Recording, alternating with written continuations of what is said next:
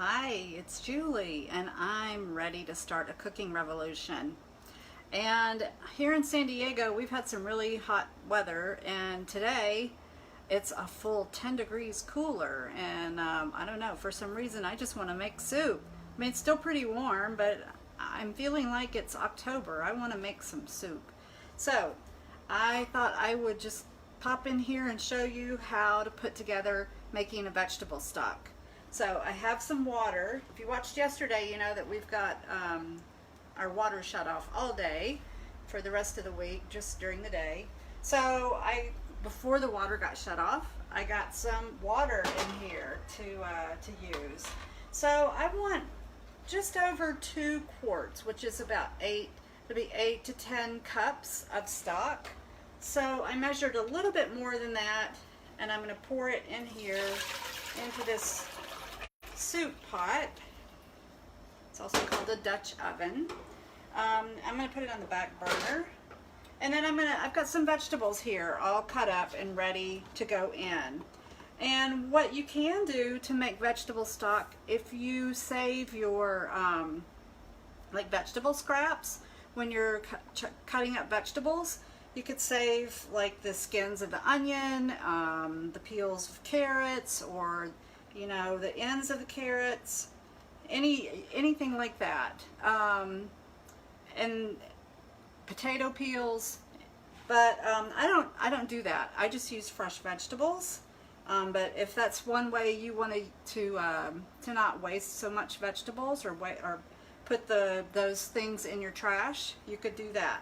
So I have some onion and garlic, celery, carrots. If you want to put potatoes in, you could put potatoes in. You could put really any vegetable that you want. I just try to use vegetables. You can't see my face.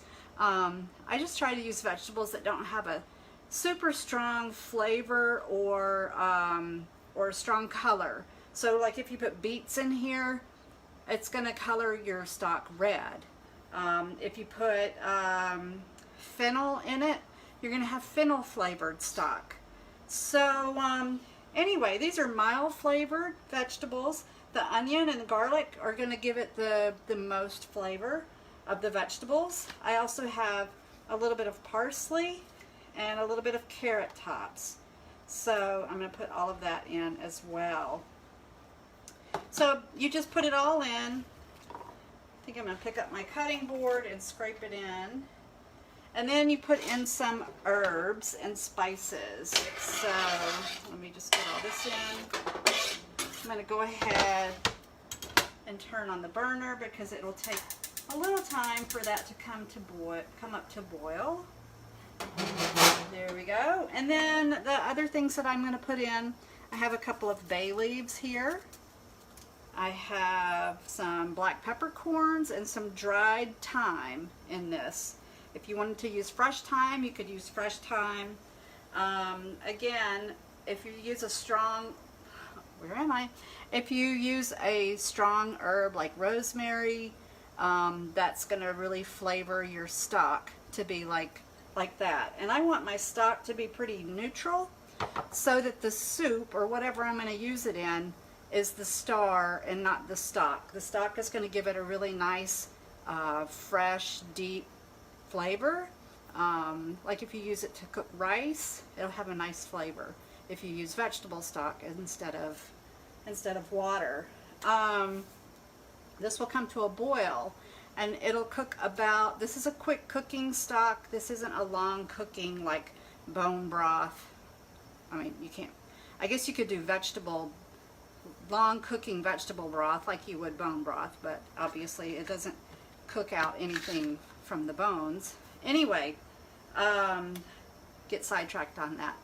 So this is going to cook about 30 minutes. That'll be enough to give it some nice flavor, nice color, and this is the exact same method that I've used since we had our soup and salad business, and all of our soups were made and stock cooked just like this.